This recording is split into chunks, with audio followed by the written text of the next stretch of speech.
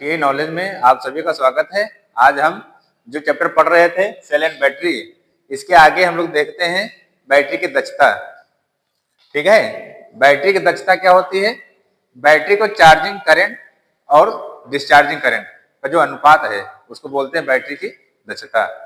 ठीक है, अगर हम यहां से मान लेते हैं कि अगर इस बैटरी की चार्जिंग करंट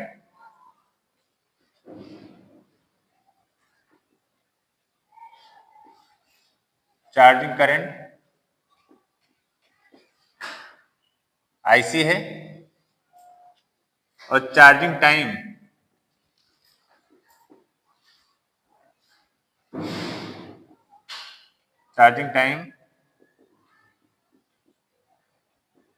TC है।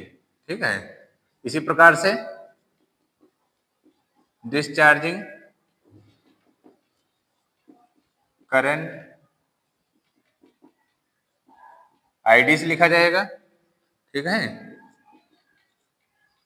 और डिस्चार्जिंग टाइम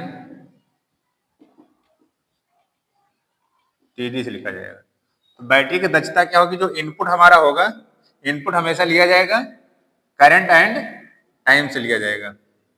ठीक है, तो यहाँ पे बैटरी की दक्षता जो होगी ईटा आउटपुट अपॉन इनपुट, ठीक है,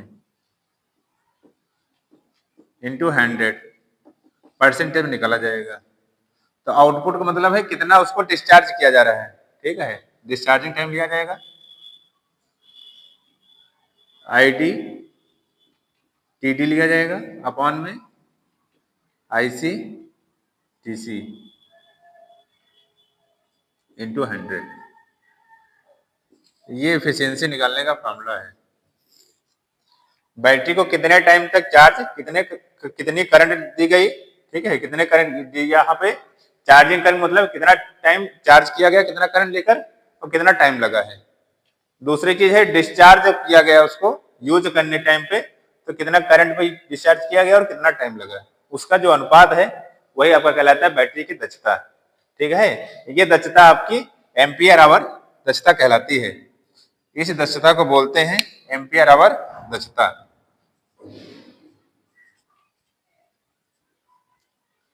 एम्पियर आवर इफिशियंसी। ठीक है, इसी प्रकार से दूसरी एक आपकी आती है वाट आवर इफिशियंसी। उसको देखो तुम लोग,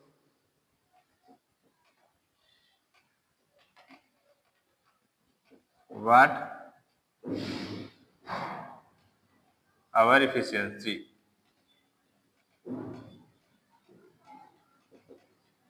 वाट आवर इफिशियंसी जब बैटरी को चार्जिंग करने और बैटरी को डिस्चार्ज करने के टाइम पर उसमें होने वाले वोल्टेज में वृद्धि और वोल्टेज का ड्रॉप ऐड कर दिया जाएगा, तो आपका कहलाएगा वाट आवर इफिशियंसी में।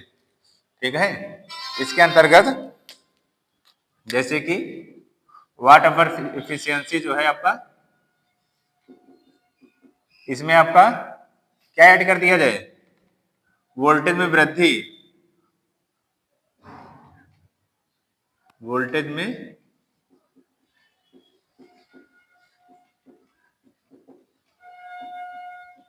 वृद्धि, इसको लिखा जाएगा VC, चार्ज करने के टाइम पे, और वोल्टेज में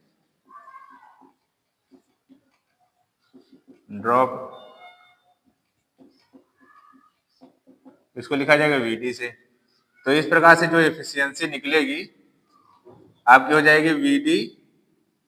ठीक है, और यहां से ले लेंगे आपका ID TD upon VC IC और TC इंटू 100।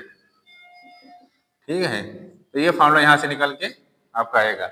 इसी में देखेंगे वाट आवर इफिशियंसी और एम्पियर आवर इफिशियंसी में ID और TD और ये इतना सेम है आपका। तो यहां से क्या लिख सकते हैं कि वाट आवर इफिशियंसी बराबर वाट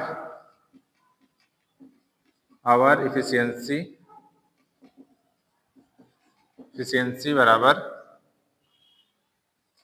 VD upon VC into ampere hour efficiency, ampere hour efficiency कह सकते हैं, एम्पियर आवर एफिशिएंसी। ठीक है, इतना करके यहाँ पे एम्पियर आवर एफिशिएंसी, इतना यहाँ पे नोट कर सकते हैं।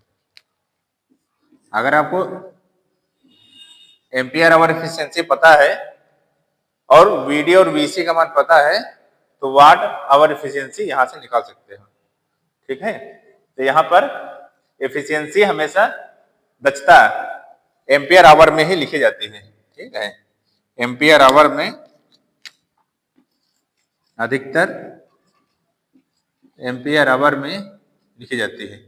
जैसे कि आपको बैटरी पे लिखा मिलेगा 72 एम्पियर आवर, तो 72 एम्पियर आवर का मतलब है कि ये 72 घंटे तक 72 एम्पियर आवर की दक्षता है इसकी। तो इसमें जब कैलकुलेट करोगे कितनी करंट है तो इसको दो पार्ट में डिवाइड कर लोगे। हमेशा दो पार्ट में डिवाइड होगा तो एक आपका आ जाएगा। इसमें कैसे तोड़ सकते हो, 9 और 8 में तोड़ सकते हो। तो 9 और 8 का मतलब है 9 एम्पियर करंट 8 घंटे के लिए चलेगी। ठीक है, तो करंट यहाँ मैक्सिमम हो जा रहा है। तो इसमें अधिक से अधिक कोशिश की जाती है करंट कम से कम रहे और टाइम ज्यादा से ज्यादा रहे। या इसको और तोड़ सकते हो, 7.2 ऐड कर लो और 10 घंटे कर लो, तो ये यहाँ पर एम्पियर निकलेगा और ये यहाँ पर आवर निकलेगा। तो इस प्रकार से एक बैटरी की जो एफिशिएंसी है उसको इस प्रकार तोड़ के ज्ञात किया जा सकता है। उसमें कितना करंट हम निकाल रहे हैं और कितना घंटे तक कार्य करेगी।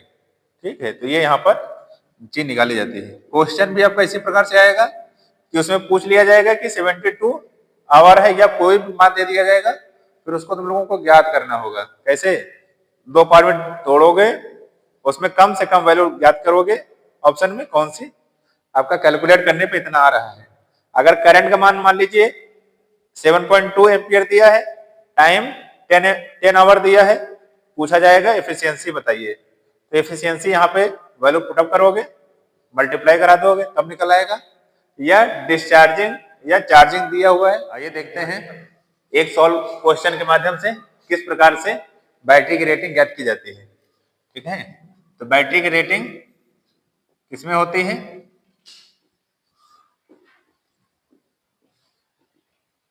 बैटरी की रेटिंग एम्पियर आवर में ज्ञात की जाती है।